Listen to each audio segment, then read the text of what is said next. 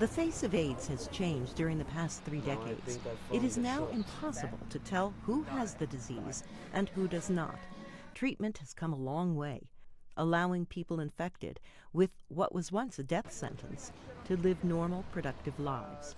Even those at risk of getting the virus can now take medication called PrEP, or pre-exposure prophylaxis, to stay HIV-free.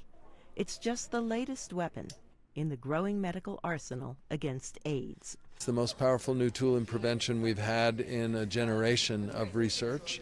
And what we're seeing is that if you combine treatment, so people living with the virus getting treated, and then people at risk having access to PrEP, you really can get control of HIV epidemic. Yet AIDS claimed the lives of nearly 1 million people last year, and experts predict 100 million people will be infected with the HIV virus by 2030. The reasons? Complacency, reduced funding for AIDS research and treatment, and the difficulty of reaching those at risk for contracting the virus. And then there is stigma and flagging government interest. When we talk to ministers of finance, they always say to me, I thought HIV was over because I don't see anybody dying. New infections are down from nearly 3.5 million a year, but they remain stuck at just below 2 million. There are 17 million people infected with HIV who cannot be reached.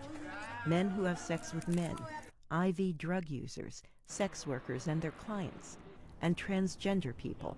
Those key populations and young women account for over 50% of new infections, and they are really hard to reach. Morrison, Birx, and Byra discussed the challenges to ending AIDS at a recent panel discussion to evaluate the findings from the International AIDS Conference in July. We are not done with AIDS, and it is much too early to declare victory, and the risks of a resurgent epidemic are real. The National Institutes of Health has announced an international program to find ways to reduce the stigma associated with AIDS so more people can get treated. The health agency found the highest number of untreated AIDS infections among the poor and in the Black and Hispanic communities.